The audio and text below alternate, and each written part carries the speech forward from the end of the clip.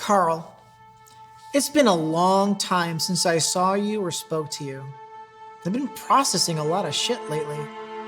I was mad at you for so long. Hated you, really.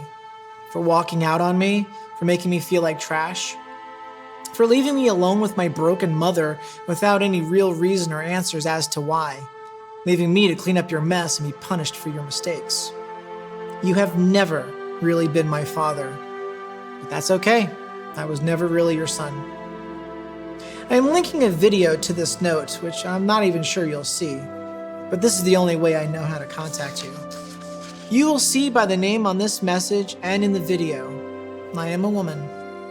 Try not to take it personally.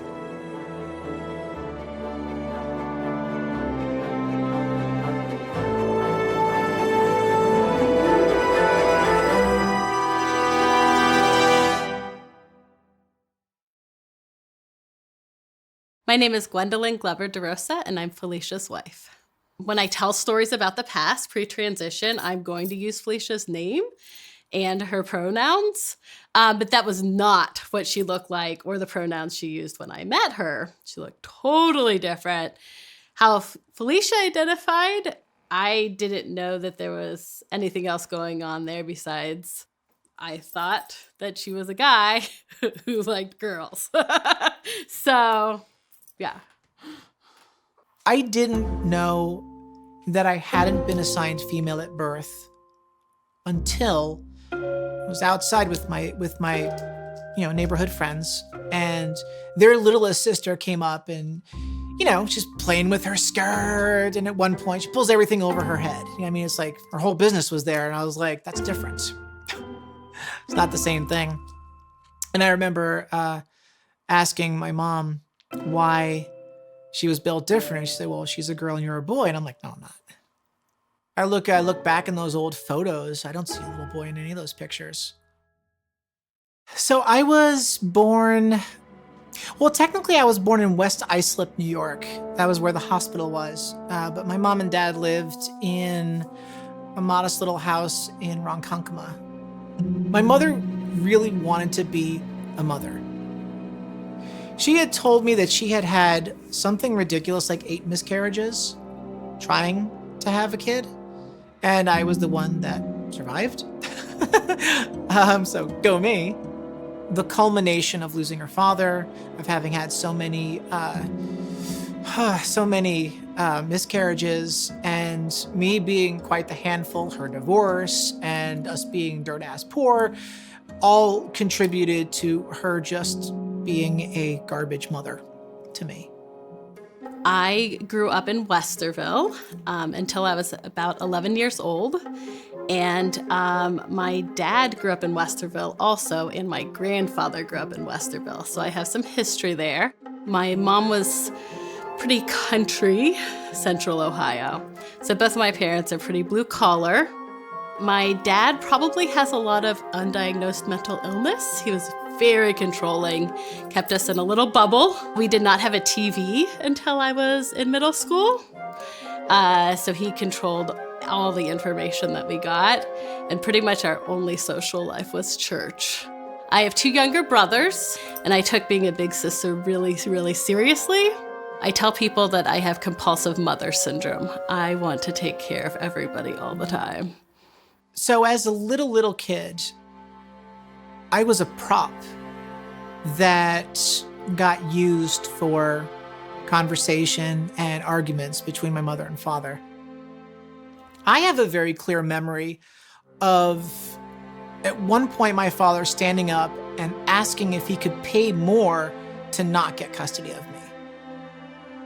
And being in the court with that, there was at one point where it got pretty heated. They called for a recess, and the bailiff brought me to the chambers where the judge was. The judge wanted to talk to me directly. And so I was this little kid, and he puts me in this big chair, and he brings me close to him, and he hands me a lollipop.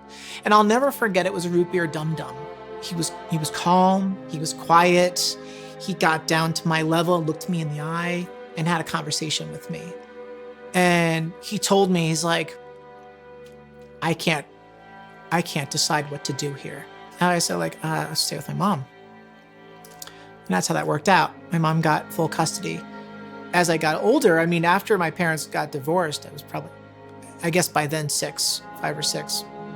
He was kind of an abstract. Like I would hear things, oh, your father just did this and screwed us, or your father just did that and screwed us. And I don't know how much of that was true. I just know what she told me. Outside of private life at home, she was the perfect mom. I was the problem child. Woe is me, pity me. My child has childhood asthma and allergies, and what a strain, what a burden. And I'm such a good mother because, I make sure that my kid's alive and, and gives my kid what might need, pity me, love me. It was all about her. Puberty was starting to happen, and my mom gave me this book called What's Happening to My Body.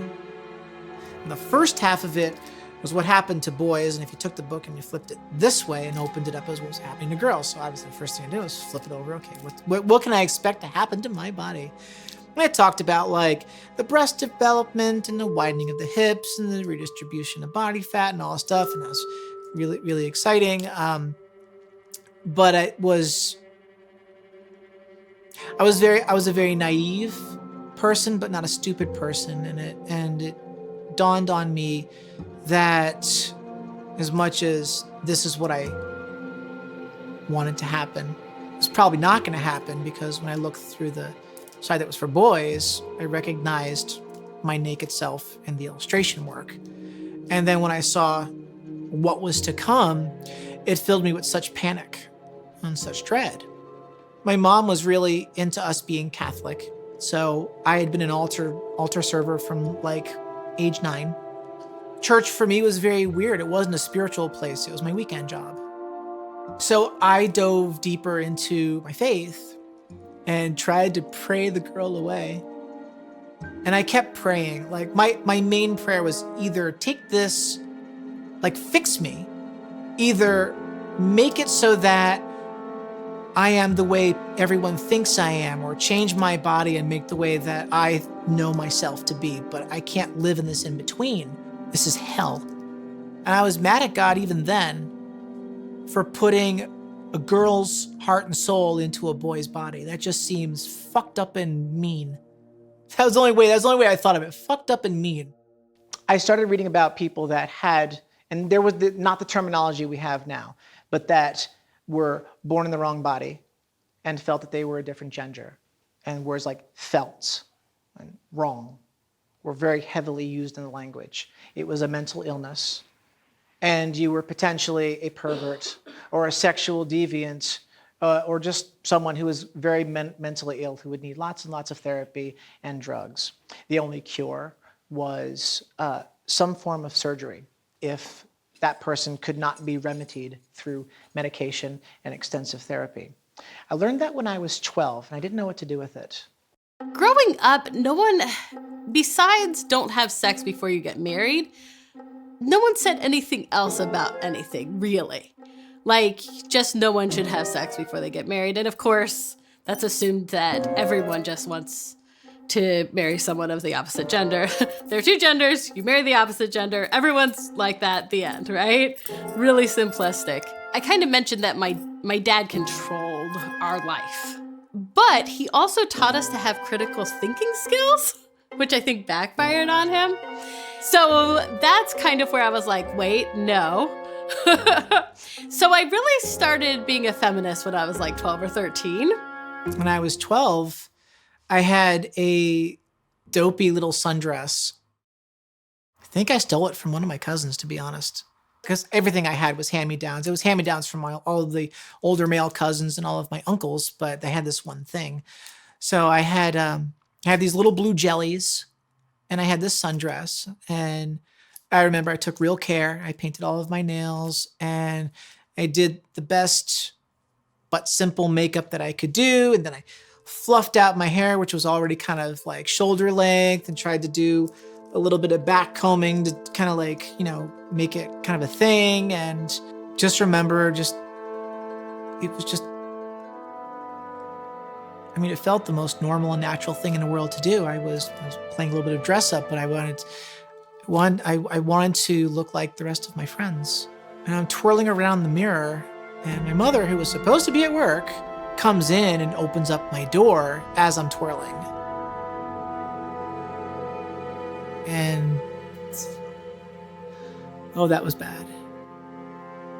I got the worst beating of my life. She just couldn't stop hitting me. Not in my house, not my son, no way. And every time she said anything, it was precipitated by a punch or a slap. Just threw me on the floor. Bruised up my face, split my lip, had kind of a black eye. That broke a piece of me that I don't really know I could ever really fix. So when I was 13, I was living in Florida. So I was in bed asleep, and I woke up suddenly with my mother on me. She had straddled me. You know, at that age, you can't really control what your body does or how it responds to things. Male parts respond to a strong breeze, whether you want it to or not. My body betrayed me then, at this moment, because it responded when I did not want it to respond. And she got on top of me, and she just kept saying over and over, "You're just like your father. Just like your father." And when she was done and got what she wanted, she got off and left my room and shut the door. I was angry at myself for not stopping her. I was angry at her because she found another way to hurt me. Broken. So broken. And she took me down with her.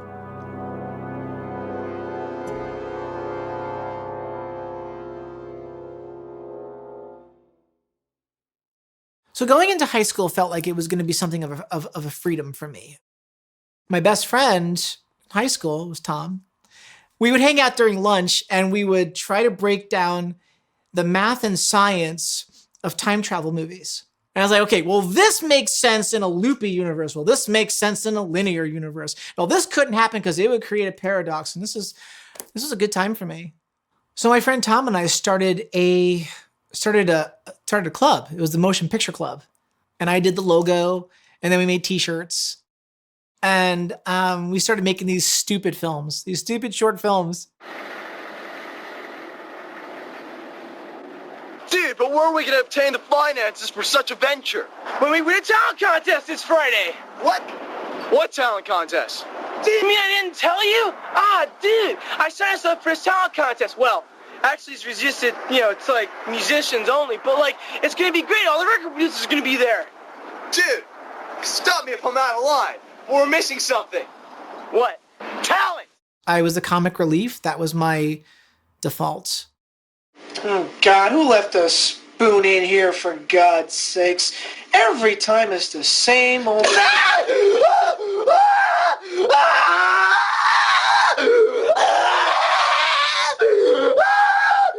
The weirder and funnier I could be, the more people I could hang around, and no one had to really see the pain that I was carrying with me.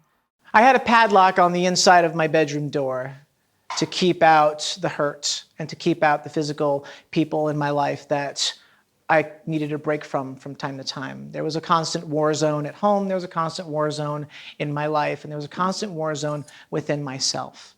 Everything about all the way through high school was about priming myself and getting ready to go to art school. That was my escape plan. I had gotten accepted into a couple of schools and decided I was going to go to the Academy of Art University, which is in San Francisco. I really only slept in between classes and on Sundays, and that was kind of what I maintained for 4.5 years. And it was only 4.5 years because no one told me you had to apply to graduate. I just kept going. And they're like, "Aren't you going to graduate soon?" I go, "I don't know, am I?" And they go, "Let's see. Well, when do you want to graduate?" I'm like, "I'm sorry?"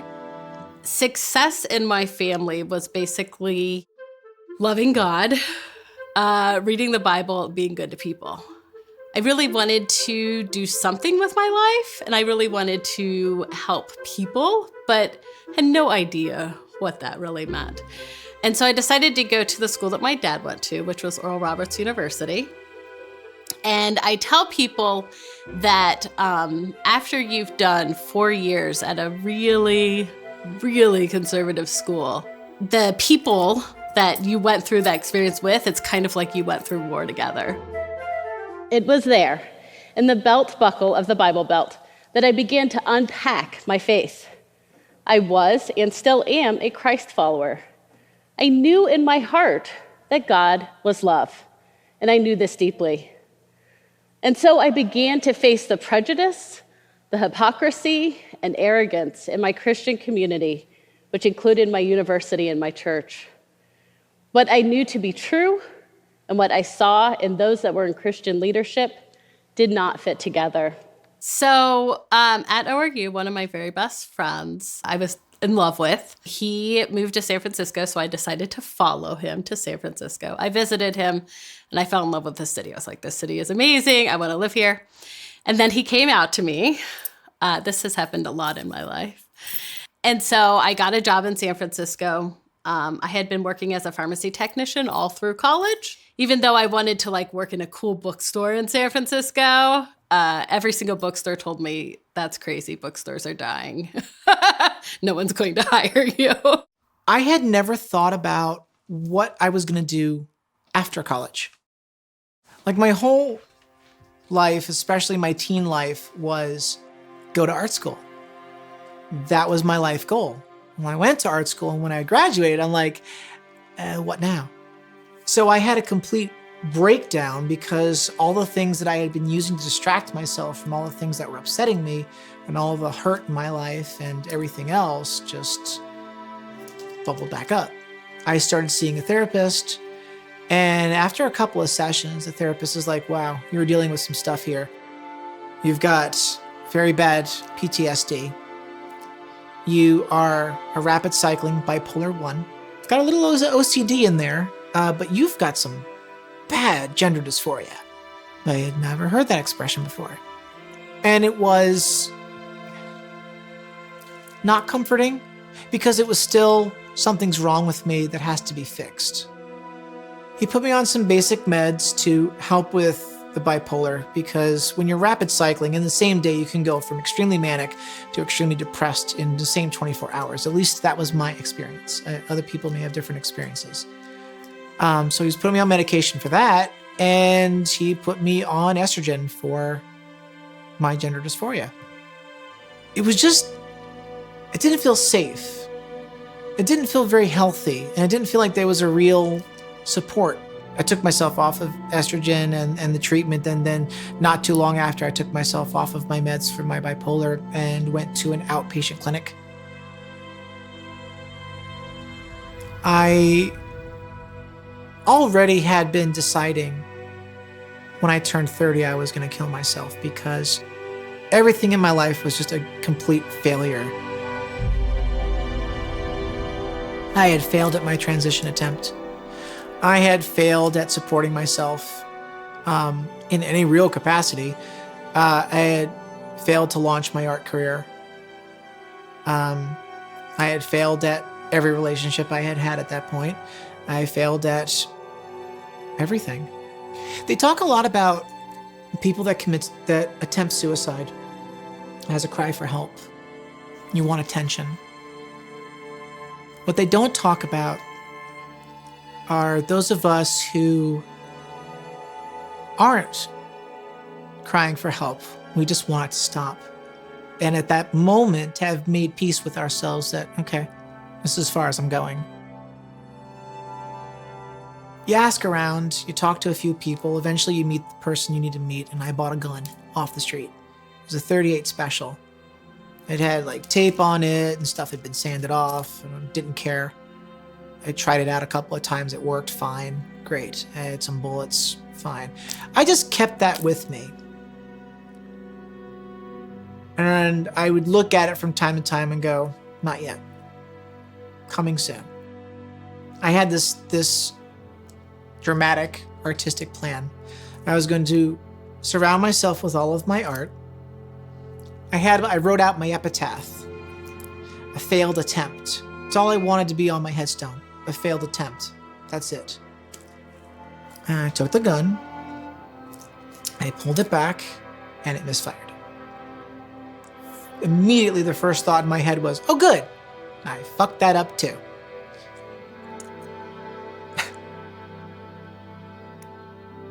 Immediately threw the gun away from myself like it was hot. And I just started crying. I got up, closed the door, locked it, cleaned up all my art stuff, ate a little dinner, went to bed, got up and went to work like nothing had ever happened. But something did happen. I came to the conclusion that a hard-won life is a life worth living. And then I thought to myself, clearly, the universe is not done with me.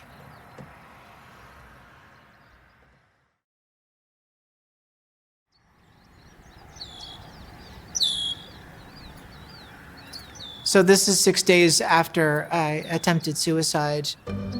And I was on the bus, number 27, and the doors opened, and Gwen, ascended the stairwell.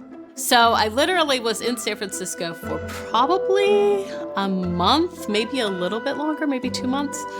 And I got on the bus after work, and I saw Felicia on the bus, and sat down behind her, and we just immediately started talking. But I had given her all this contact information. I gave her my work number, my home number, my email address, my other email address, my other email address, and and I couldn't remember her name, so I referred to her as Bus Girl. And I was at work the next day going, I met this girl on the bus. And then she emailed me. So then we started an email thing. And I made my friends go with me on our first 2 dates because I did not know this human being. And I was not a city girl. And so I was like, okay, I'm not going alone. When I met Gwen, and it was kind of like the universe went on the back of my head and said, that's your person. I think we're good for each other. She's very quiet and fades into the background and becomes part of the scenery, a wallflower. And I am very high-strung typically, and nervous and anxious all the time. The only time I'm not is when I'm painting. All the other times I'm awkward and self-conscious about everything. So being around Gwen, she calms me down, and I bring her out of her shell a little bit. We're really good for each other that way. We're a good complement. And I said, I am not going to have a fucked up relationship. I am going to start this off.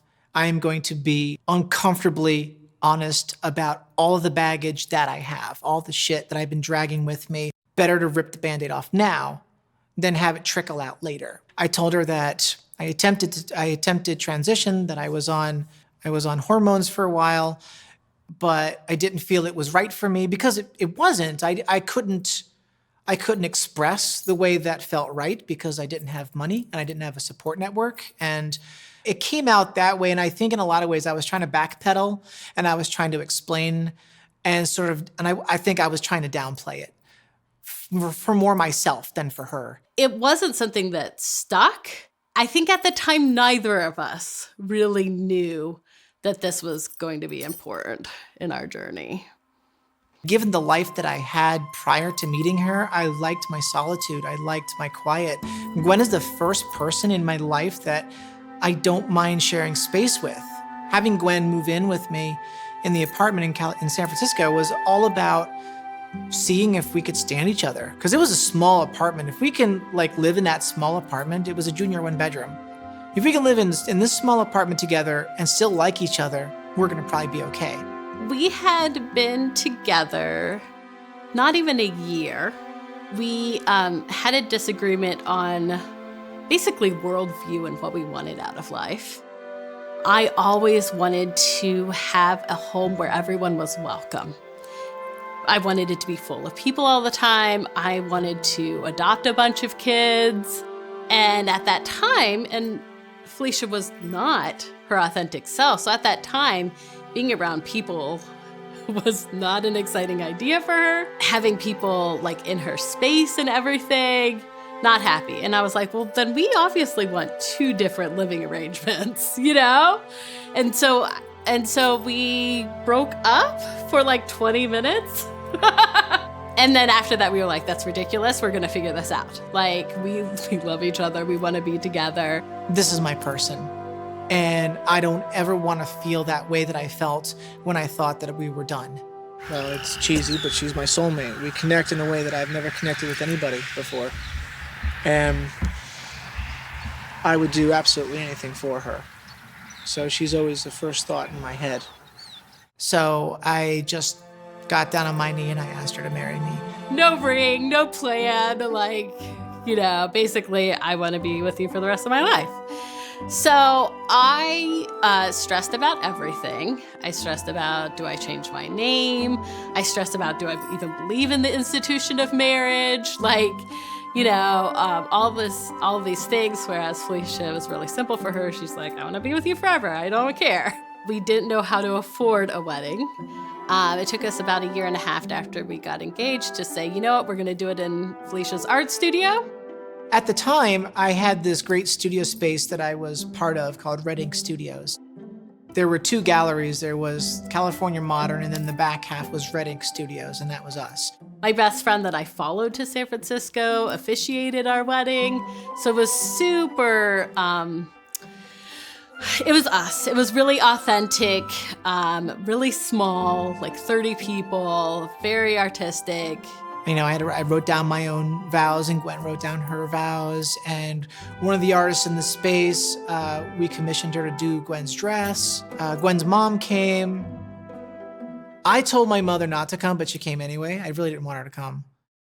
Felicia's mom never liked me, ever, but she never liked anyone. I really worked hard to try to win her over, and it never happened.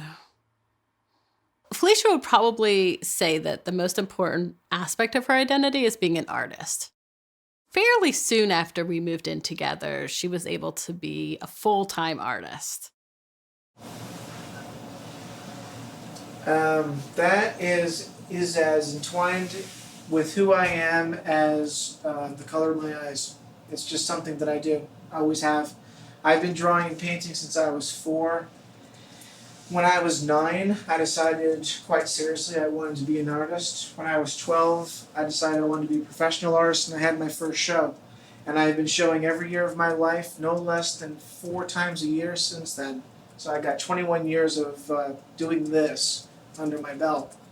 Since 2004, I've actually been making some headway with it. Getting the, doing the good fight, making some waves. Getting seen and reaching out and affecting people. I hope. I hope. I mean, I've been able to make a living as an artist for, actually, I would say for almost 3 years. Without having to have backup income. Well, it's a lot of work. Once I had the body of work ready to go, it was, how do I show it to people? How do I get it in front of them? I thought like I always do, which is really punk rock, do it yourself. Well, I'm gonna go on tour. I'm gonna take this show on tour. The Catechismic Tour was, in my eyes, it was the pinnacle of the work I was doing at that time.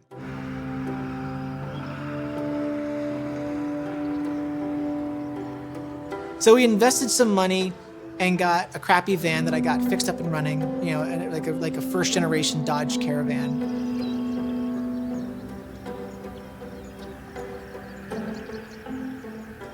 Gwen is always my confidant, and so she's like, this would look great in spiritual spaces because you're doing secular imagery, but they're born out of spiritual background, right? I'm like, yes, the visual irony and have that collision, love it. So we looked at doing, we ended up doing Universalist churches.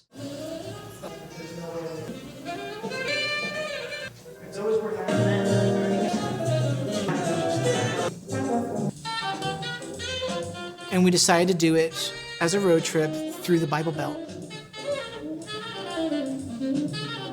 We would start in San Francisco. I had 2 shows in San Francisco to launch it. Did a show in LA, and then we went to Denver, and then made our way in, and we did mostly Highway 80, I think, through the Bible Belt area. And we would do a pop-up show. We'd be there for 3 days. Doing a road trip that is not for fun, that is actually work, with other people. We had 2 other people with us, and this really old, crappy Dodge Caravan was just really, really stressful. And Felicia is definitely focused when she is in art mode, right? So me being her wife, like, I didn't get support or attention during that time because she was focused on her work, right? She was focused on making connections. You know, she did lectures about the art. You know, she did discussion groups where we went. You know, she was thinking about publicity, all that kind of stuff, right? And so that's really challenging. Gwen had seen me in work mode in kind of the abstract. Because when I'm in art mode, I'm a different person. When I'm working, I'm no nonsense, no bullshit. I'm not terribly social. I am direct, I'm abrupt, I am curt. It's not because I'm a rude person, it's because I am otherwise focused. And Gwen understood that on some level, but never was really immersed in that part of my universe until this. Gwen and I have put in every cent of the money that we had to make up for the fact there was no funding. So if we get to the end of this tour and we've not made back, at least made back the investment, we're sunk. We're sunk because, you know, we're very much screwed at that point. We weren't prepared to invest our own money into it. We were like, we're going to raise funding. That's how we're going to do it. We don't have that kind of money to do funding, you know. Like, so we get by, but that's about it. You know, there isn't a lot of extra cash, nothing. So we're trying to move to Chicago, and I don't know what's going to happen. You know, so we're problem solving. You know, so the tour is changing gradually as we go. I don't want to let Gwen down. I don't want to let you know, Rich and I don't want to let Miriam down either. But I really don't want to let Gwen down. I really don't.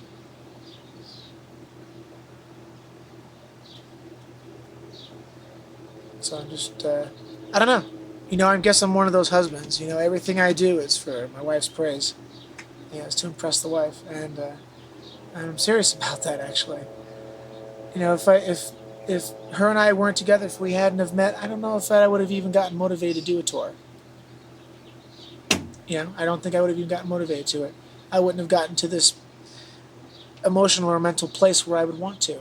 You know, I'd probably just be sitting at the studio doing my thing in San Francisco and being established and just kind of go with it from there. So at this point, your biggest fears are her fears. Pretty much.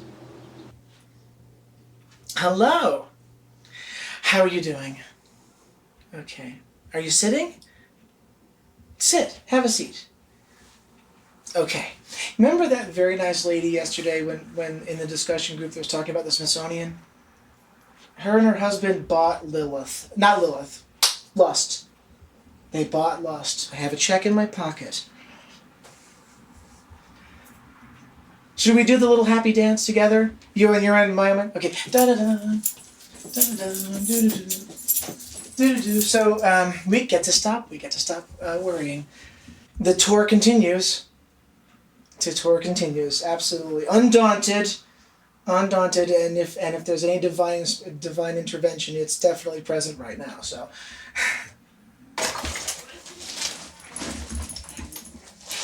Are you ready to go? Yeah. Yeah. Okay. But I mean, like, emotionally, like, do you want to go home? Yeah, I'm ready to go home. Definitely.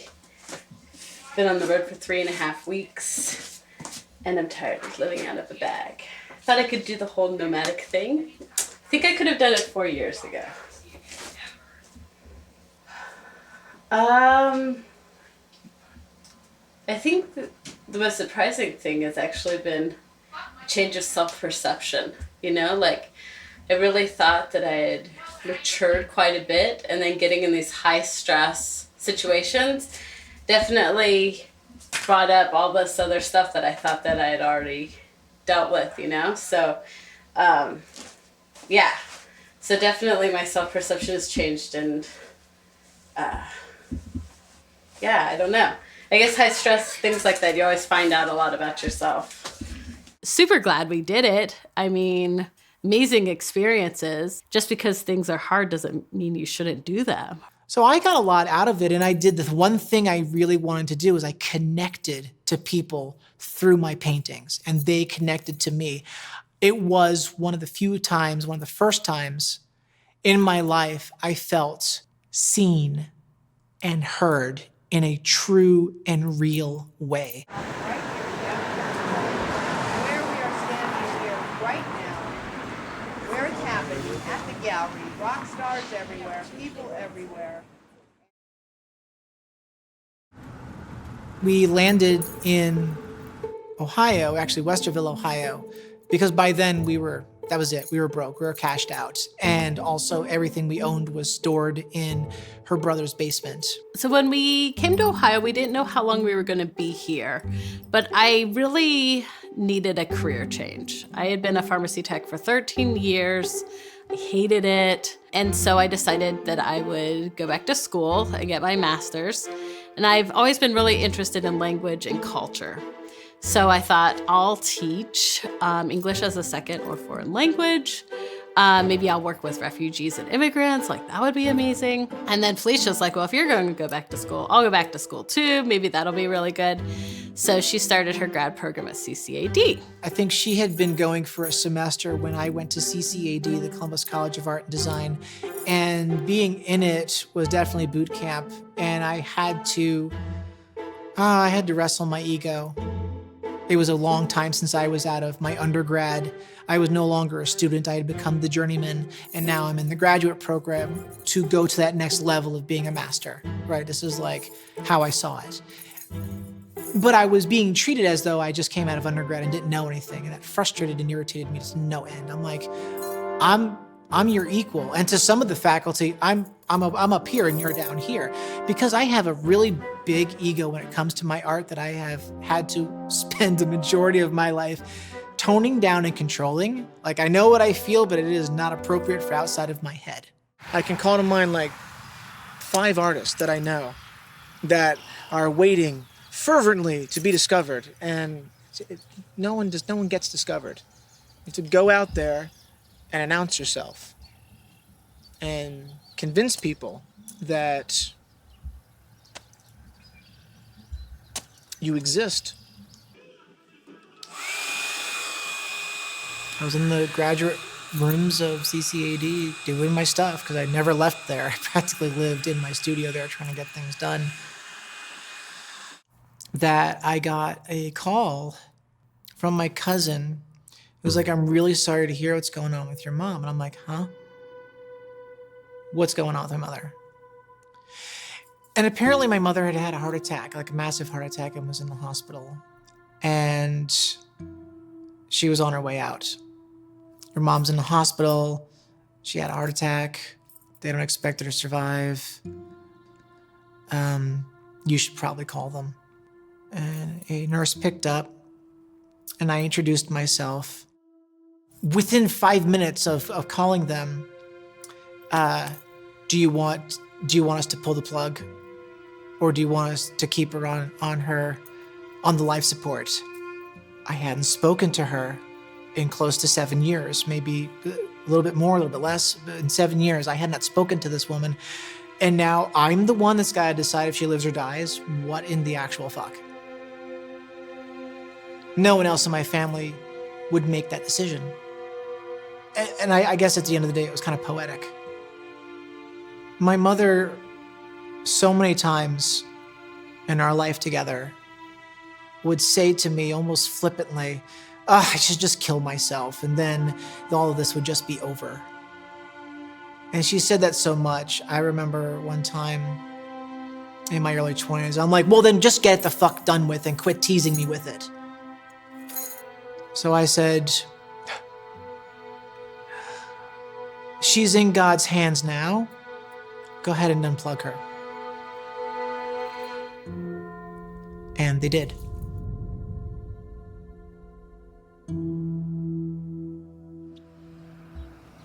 My mother always talked about she wanted to be buried with her father. My grandmother had known for most of her life she was going to be cremated, but my grandfather had bought 2 plots, so there was an empty plot next to him. My mom wanted it. And I had this vindictive moment. I didn't want her to have it. So I said, we're going to have her cremated. I have regret for that. That was bitchy and vindictive. And I'm honestly ashamed of myself for that. But I did it. Her whole life with me, she just talked about all the things she wanted to do and never did.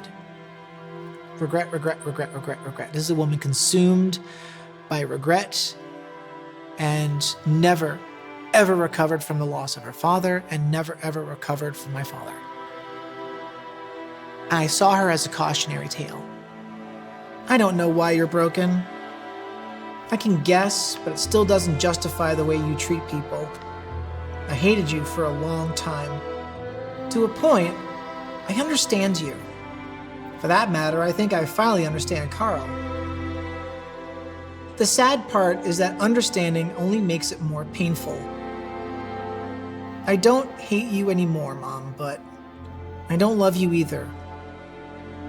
You're a destructive, hurtful person who is no longer welcome in my heart. May God forgive you.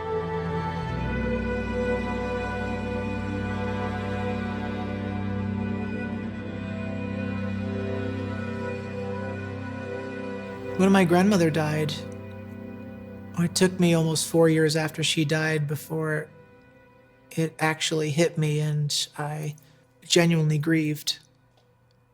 I didn't have anyone to go to talk this through, because my grandmother was my teacher, my confidant. She was my mother confessor. She was my parent. And my grandmother was the strongest person I ever knew, and probably my first advocate, without realizing that she was my first advocate. Because she advocated for me against my mother. Every time my mother did or said something, my grandmother would jump in and be like, Louise, what the hell's wrong with you? Go sit down. And my mother would turn to a 5-year-old, lower her head, and wander off. I'm like, thank you. Thank you, big Italian lady. She's who I needed to help me figure this out. And she wasn't there, and that absence is actually what prompted me to actually grieve her. I only wish that she could have met me as I am and not as I appeared to be. I missed out on that window.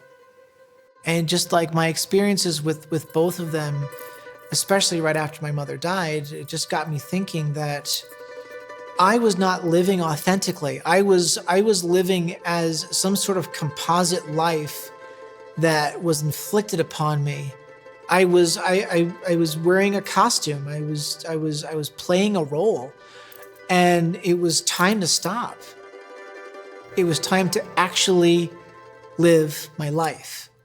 I have been a version of me, a shade, a transparency, a carbon copy of me, but not actually me. At best, in art terms, I was a sketch. I couldn't draw myself from memory.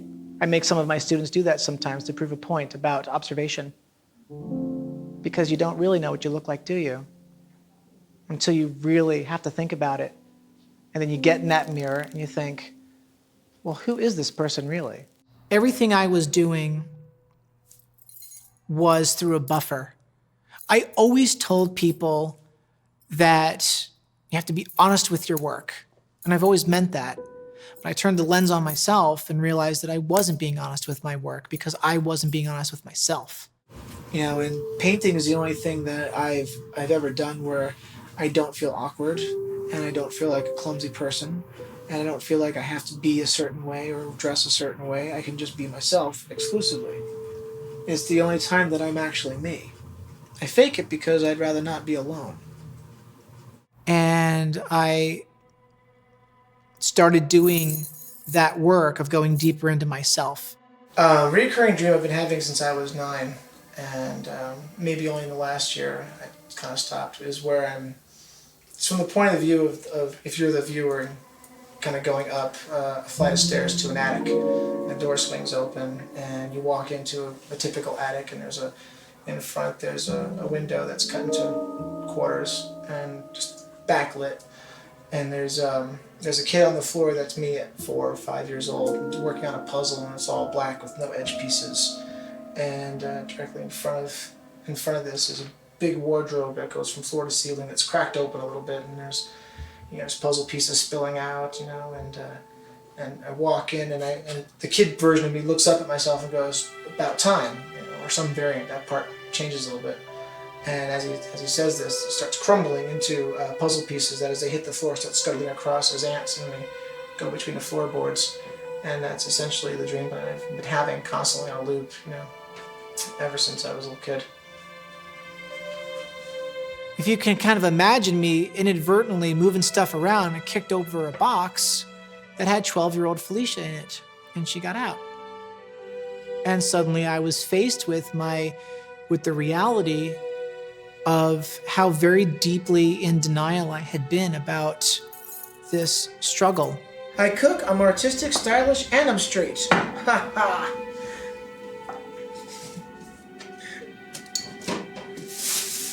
And I tried being the ultimate cis guy. I worked out and I had tough guy jobs and tried to look tough, try to stand tough and talk tough and use certain words. And I taught myself to talk in a lower register, and all to just drown this out, thinking I could kill it. I could burn it. I did not want this to be true. Please don't make me be transgender. There's an integral part of me that is upset and broken, but I can distract it. I've been distracting it. I can do this again, but I couldn't. This time I couldn't. I couldn't put it back down. It came up because of my thesis. And my thesis was about diagnosis and medication, because I was actually trying to have a conversation about being bipolar. But in that process, because my post-traumatic stress and my bipolar disorder and my gender dysphoria are this big knot of Christmas lights, you pull one, you're getting the other ones too. So as I'm pulling at this bipolar stuff, it's loosening up all of the gender dysphoria stuff, which was also pulling up all of this PTSD, and I had another fucking breakdown.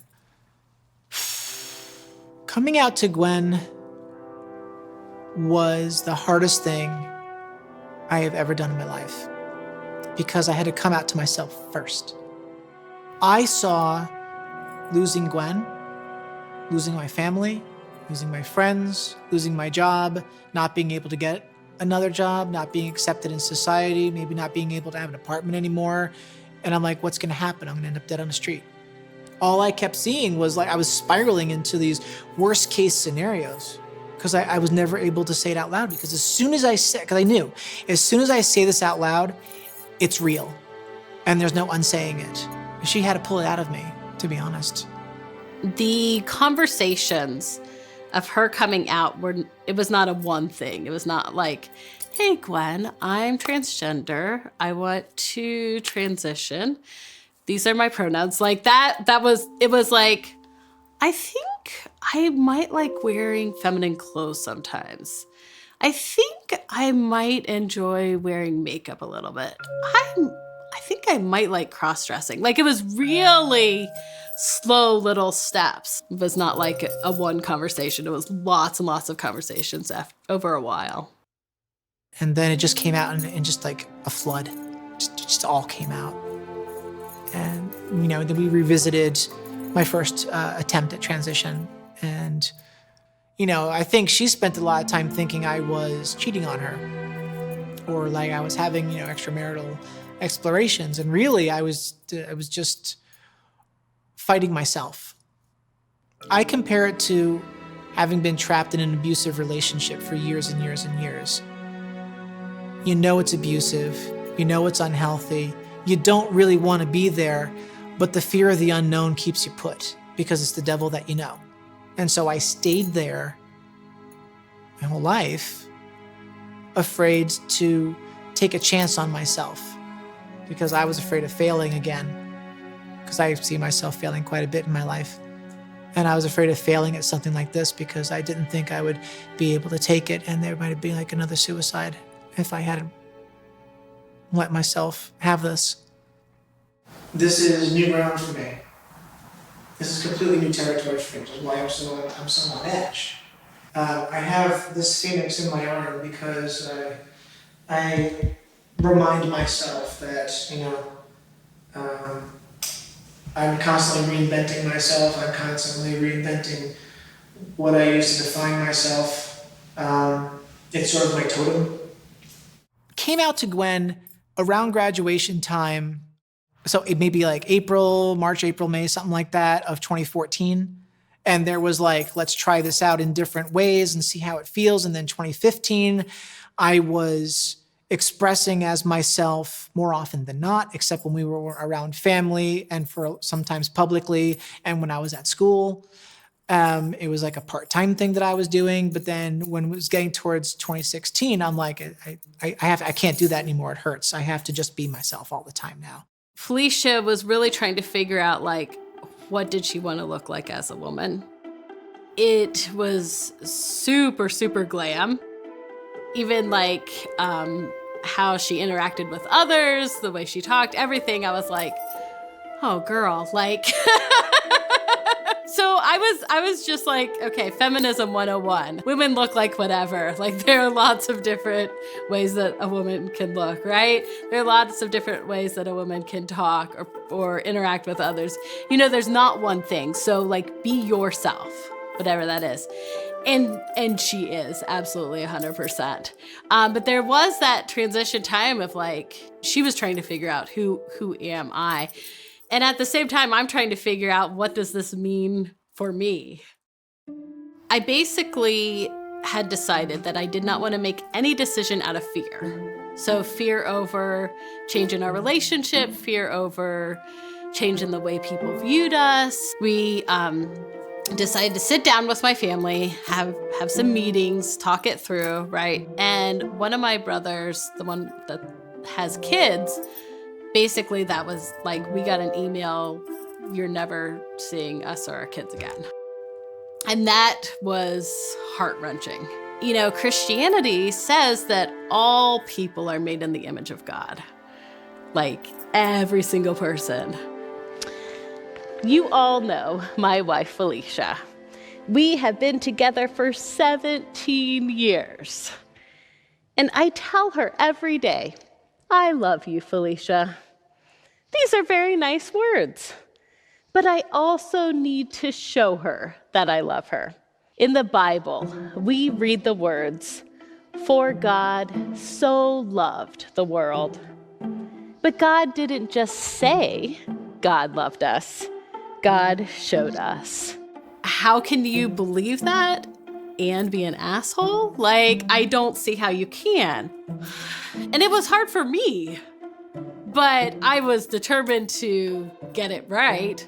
I had been with this person for 10 years and I have to use a different name and different pronouns. I was determined to get it right. My family, it was really hard. It was a lot of work. Felicia put in a lot of work. I put in a lot of work. We had lots of conversations. We talked to their pastors. We really tried to see if we could keep the family together. That was really, really important to me. And because Felicia loves me, she put in a ton of work on that. Faith is a journey. Your chosen family are the people God gives you to walk with you on this journey. My scripture is a simple one. It's Psalms 27:10. Even if my father and mother forsake me, the Lord will take me in. Some translations say the Lord will hold me close. The Lord will receive me. The Lord will take care of me. To be clear, my parents have not abandoned me. Although my parents don't understand what being transgender is, they love me and Felicia very much. And we are actively praying and working for the reconciliation of my family. For a long time, we talked about adopting. There was never a good time for it. And it soon became quite obvious as Felicia was figuring out more and more of who she was, that she really did not want to be a parent. So that still is a loss for me. I felt that I had lost my husband, any opportunity for having children, my family, and my status in my community. And this grief lasted a long time. I remember Gwen asking me, like, are you going to want surgery? I had kind of told her, like, if you decide later on that you're going to want to do this, I'm not sure if, like, that will be too much for me. I had a very disassociated relationship with my genitalia. It was just something I had to live with and deal with. And that was as far as I went. As soon as my therapist dismantled that trauma, I was painfully aware, almost immediately, of my genitalia. And my dysphoria quadrupled. And now I was in torment because it did not work with the rest of my body. And I realized that I needed to. When she decided that it had to be done, it absolutely had to be done, I thought we would have more time to really process that. We did not. We had a couple of months. It is really hard to see someone you love in the hospital, hooked up to everything, and in a lot of pain. It was really hard. She was in the hospital for a week. And then just the healing process at home.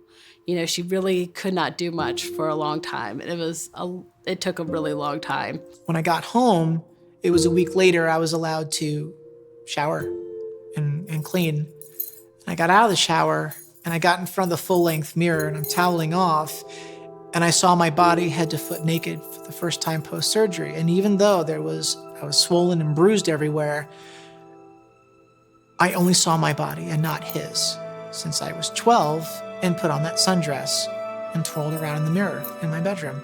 It was the first time I had ever seen myself whole and complete. And I broke down crying again. It was happy tears. It was the biggest moment, not counting my marriage, my wedding, the biggest moment I experienced in my life. Who is this person? Is this who I want to be? Is this who I want people to see and experience? And it sure as fuck was. Or at the very least, the very start of someone. The biggest change for me since Felicia's transition is that it gave me the opportunity to question my own sexuality, realizing that I'm definitely queer. I don't identify as straight. Looking back, I think I've always been bi, pan, queer, but just wasn't aware of it, you know? Like I wouldn't have even had the language, you know, to even express what I was feeling. Losing straight privilege was like a really big deal. When you have straight privilege, you never hesitate before telling somebody what you did over the weekend, right? Like in any, like cashier, you know, your coworker, oh, what'd you do? Oh, blah, blah, right? But like when you're queer, like you're constantly like, do I want to come out to this person right now? Because once I say my wife and I, that's it. You know, you are constantly coming out over and over again. You have to be really strong, or you have to get really strong. And just be like, oh, fuck whatever other people think. Like, I know who I am. I know I'm really happy. I have incredible people that love me. I think Felicia does this for a lot of people. Her being herself allows other people to be themselves. She kind of immediately became a spokesperson for the trans community because she is so loud. Like, she doesn't have a problem talking in front of people and asking questions and being open.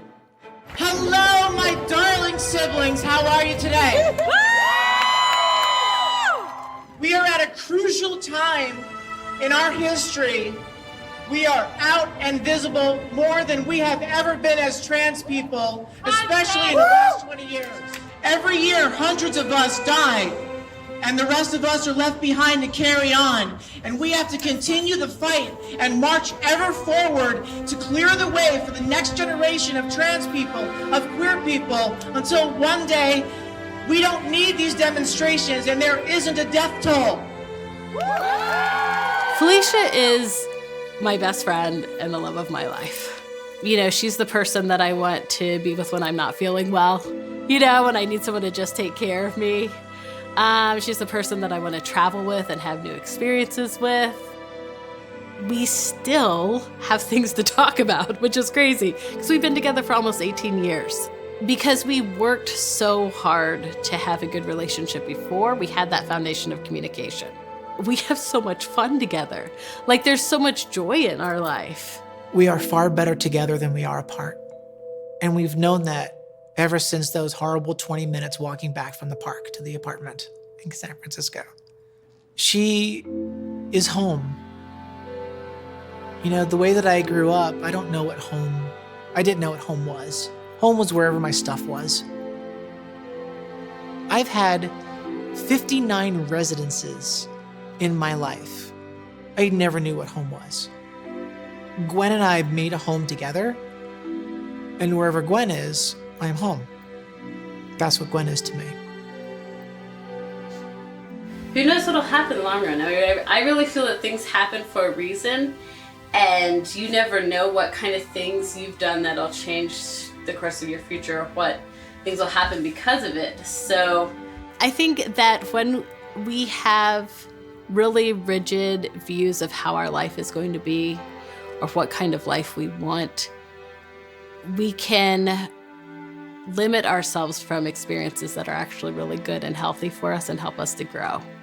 I think that every experience can teach you something, and if you learned something, it was valuable. Because obviously, I would have never imagined this life for myself.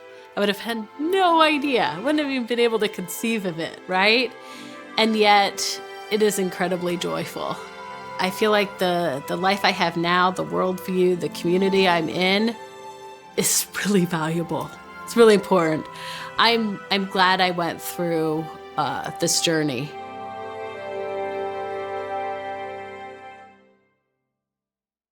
I felt invisible for the vast majority of my life. My visual art was the only thing that ever broke through that.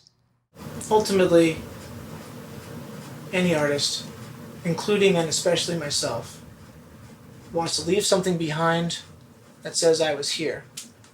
What I'm doing at least matters. I want to matter. I want someone to give a shit when I die. I am a mortal person, and I am unsure if there is anything beyond this life, and I don't want to just snap out of existence. That is ultimately what motivates me as an artist.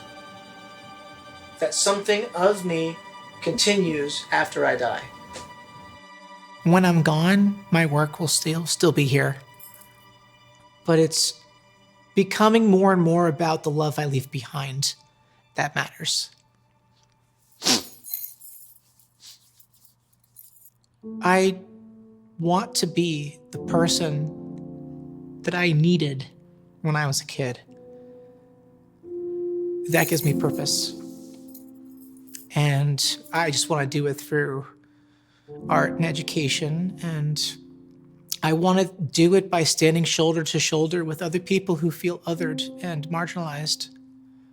And at least let them know I see them and I hear them too.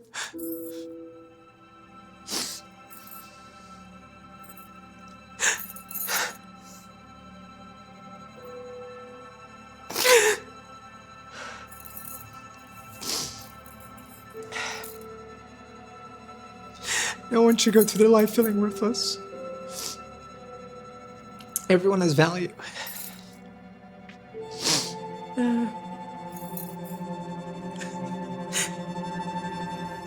My name is now Felicia Mercoletti Glover DeRosa.